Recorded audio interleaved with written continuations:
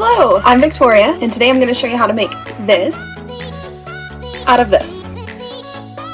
I crochet, I knit. I thought I would try to do something that required none of those skills. I have this stick that I picked up on my walk outside. I pre-cut this purple yarn into about 40-inch pieces. I'm going to take pieces of 4 and then do a knot around the branch. So you're going to be taking this loop and taking the ends and putting it through. This is how you attach a lot of rope to wooden dowels for macrame. So I'm going to show you the very simplest macrame knot, the square knot. I'm taking 4 neighboring strands, left over right, around and through, right over left, around and through. Both of those together make a square knot. Come over here, do a little regular braid. Let's just do a fishtail while we're at it. I think I'm gonna cut it a little, just for funsies. You just need to add a little string to hang it from.